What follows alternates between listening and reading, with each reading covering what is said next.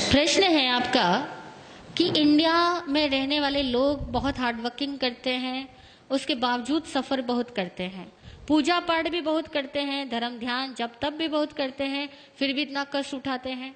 और फॉरेन में रहने वाले लोग इतना कोई पूजा पाठ जब तब करते ही नहीं है और उनकी लाइफ कुछ इस टाइप की है कि वो बहुत कम कष्ट उठाते हैं और बहुत जल्दी सफलता पा लेते हैं। उसका क्या कारण है? यही आपका प्रश्न है ना। उसका क्या कारण है? तो यहाँ there are so many reasons, बहुत सारे कारण हैं।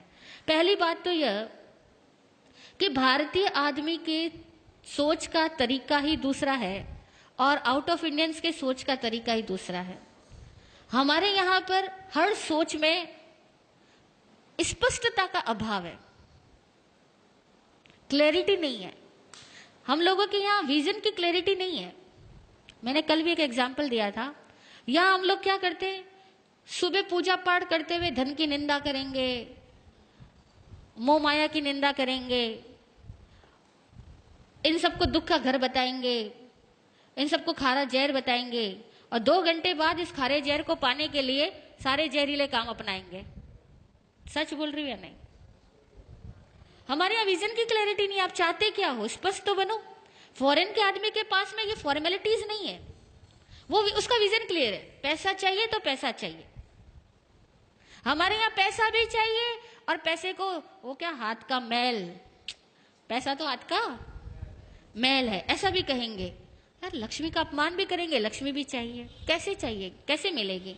इसी तरह से घर वालों का प्यार भी चाहिए और बात बात में घर वालों को डांटेंगे, उनकी इज्जत खत्म करेंगे और उनको ये फील करवाएंगे कि तुम तो कुछ समझदार ही नहीं हो, जो समझदार हो वो तो मैं ही आदमी हूं बस। अब बता घर में कैसे प्रेम रहेगा?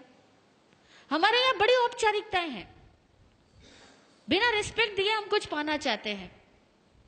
और दूसरी बात, हमारे यहाँ बेईमानियां बहुत है। फॉरेन के आदमी में स्पष्टता तो है ही, ईमानदारी भी बहुत है।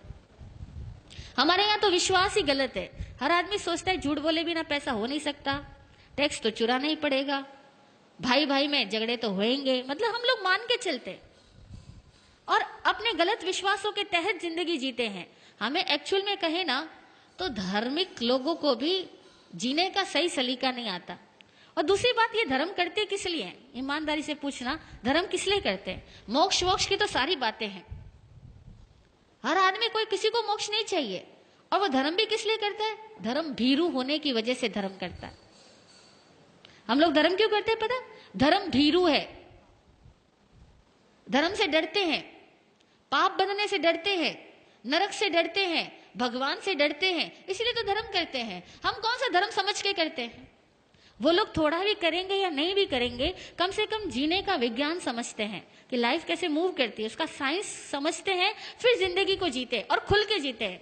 हमारे यहाँ तो हर चीज औपचारिक है। भूख लगी होगी ना, तब भी कोई कह भी देना कि खाना खा लो तो कहेंगे नहीं नहीं पेट भरा हुआ है, अभी घर से खा के आया। हाँ, नहीं बोलते?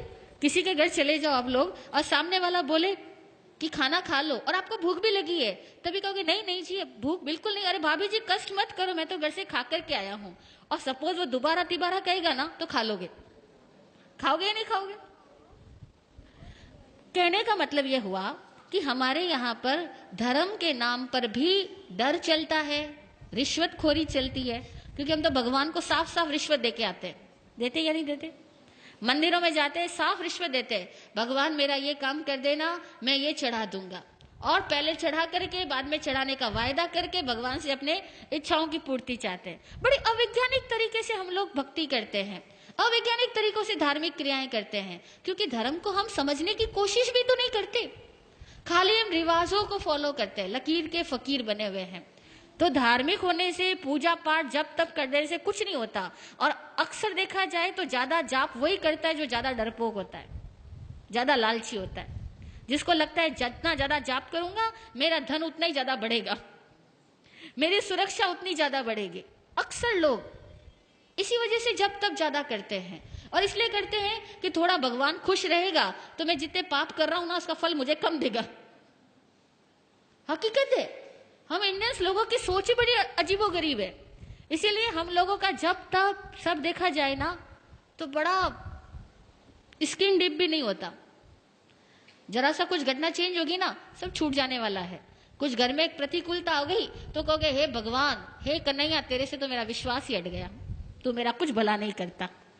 हम भगवान को भी सीधा तिरस्कृत करके आ जाएंगे, तूने मेरा क्या किया, मैंने इतने सालों तक तेरी पूजा की, तूने मेरा किया तो किया क्या।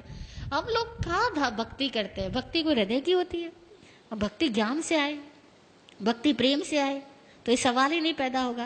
और दूसरी बात, इंडियंस लोग सफर इसलिए करते हैं क्योंकि यहाँ बहुत बड़ा तंत्र खराब है। केवल एक आध आदमी खराब नहीं है, पूरा सर्कल ही डिस्टर्ब है, पूरी व्यवस्थाएं खराब है, व्यवस्थाएं विकृत है, एक तंत्र खराब है। जब पूरा तंत्र खराब होता है ना, तो एक सही, जैसे समझो एक बगीचे के अंदर बहुत ज्यादा प्रदूषण हो, गंदगी इकट्ठी हो, और वहां पे आप गुलाब के पौधे लगाओ, तो बेचारे गुलाब के पौधे अगर 100 लगाए हो तो 90 तो वैसे ही सूख जाने, वो गंदगी उनको पनपने नहीं देगी, खिलने ही नहीं देगी। और 10 लग भी गए तो उनकी खुशबू नहीं फैलने देगी, क्योंकि 100 गंदगी के ढेर और 10 गुलाब के फूल रख दो तो खुशबू आएगी या बदबू आएगी।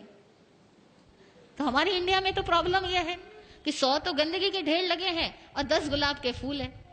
वो सच्चे धार्मिक कह दो या सही समझदार लोग कह दो, वो 100 में से 10 लोग मिल जाए तो बड़ी बात है, बाकी के सारे लोग केवल एक भेड़ चाल में अपनी जिंदगी पूरी करते हैं। इसीलिए इस इंडिया में तंत्र बिगड़ा हुआ होने की वजह से बहुत चीजें बिगड़ी हुई है। दूसरी बात, इंडिया के लोग ऑनेस्ट नहीं है, जितनी समझदारी की बातें हम जानते हैं ना, उसको फॉलो नहीं करते। आपने कितनी बार सुना सफाई रखनी, यत्न से काम करना, लेकिन अभी यहां भी खाना होगा ना तो भी लोग सफाई नहीं रखेंगे, यत्न से काम नहीं करेंगे। कितनी बार सुना होगा अपना काम खुद करना, बच्चों को हम कहते हैं अपना काम खुद करना, लेकिन आप इतने बड़े हो गए, आप भी यहां से जाओगे ना, कोई लोग ये नहीं सोचेगा कि कुर्सी का ढेर पड़ा है, अपनी कुर्सी उठा के उसी पे रखूं। हर आदमी कुर्सी छोड़ के ही जाएगा। और मैं इतनी बार यहाँ कह चुकी हूं, लेकिन मैं रोज देख रही हूं कि यहाँ कोई 1 या 2 आदमी मुश्किल से होता है जो अपनी कुर्सी व्यवस्थित रख के जाता है, बाकी सब ऐसे ही छोड़ के जाते हैं। We are not honest. यहाँ लिखा हुआ जूते वहां खोलना, लेकिन हर बार बाहर बैठे हुए आदमी को कहना पड़ता है कि जूते वहां खोलो, आंटी जी यहाँ मत खोलो। क्यों? मतलब छोटी मोटी बातें भी, मैनर्स की बातें भी हमारे पास में नहीं है, क्योंकि हम सारे लोग स्वच्छंदी है। शास्त्र में एक वर्ड आता है स्वच्छंदी, मनमानी करने वाला। हम सारे लोग इस तरह के हैं, हम सब अपनी मनमानी से जीना चाहते हैं, हमें डिसिप्लिन पसंद नहीं है। और कोई दूसरा हमें डिसिप्लिन में रहने को कह दे, उस आदमी से तो मुंह चिढ़ा लेते हैं, उस आदमी से तो अपनी दूरियां बनाना शुरू कर देते हैं, क्योंकि इसने मुझे कैसे कह दिया। हम वहां जाना ही बंद कर देंगे। ईमानदारी की बात है, ये हम साधु इसलिए आप हमें माफ कर रहे हो, बाकी कोई और आदमी आकर के आपको कुछ कह देना, अनुशासन के नियम यहाँ पर, आप कहोगे इस जगह जाना ही नहीं दोबारा। सच है। इसीलिए आसान नहीं है। इंडियंस लोगों को अपने आप को पहले ईमानदार बनाना होगा, अपनी सोच को वैज्ञानिक बनाना होगा, और अपने हर कार्य को सही तरीके से करने की कला सीखनी होगी। तब कहीं जाकर के इंडिया फॉरेन कंट्रीज के लोगों की तरह एक सुलझी हुई जिंदगी जी पाएगा। और कम से कम हमारे यहाँ साधु संत भी, सॉरी टू से, गुस्ताखी माफ, मिच्छामि दुक्कडम, साधु संत भी लोगों को जीने का सही तरीका नहीं बतला पाते हैं। वे भी लोगों को डराते हैं अथवा लालच से भरते हैं, और साधु संतों के कारण भी हमारे समाज की सभ्यताएं विकसित नहीं हो पाती। और ये भी एक बहुत बड़ा कारण है कि साधु संत खुद भी समझदार नहीं होने की वजह से इतनी सारी पब्लिक के लेवल को रेज नहीं कर पाते, और फिर जो वाकई समझदार लोग हैं वो साधु संतों के पास आना भी पसंद नहीं करते, नहीं पसंद करते। उसका कारण साधु संत स्वयं है। तो दुनिया में भारत में इतने ज्यादा सन्यासी है, इतने ज्यादा साधु लोग हैं, हर धर्म के अंदर, हिंदुओं में भी हजारों भरे पड़े हैं, जैनियों में भी भरे पड़े हैं, इतने साधु है। लेकिन वो सारे साधु ईमानदारी से अगर साधु होते तो भारत का कुछ और नक्शा होता। लेकिन हम लोग ईमानदार साधु नहीं और ईमानदार समणोपासक नहीं, अब दोनों में ही कमियां हैं। तो भैया ऑल ओवर कहते हैं अब जैसा बाप वैसा बेटा, तो करे क्या, है ना। ओके, जय हो। हाँ बोलिए सुनीता जी।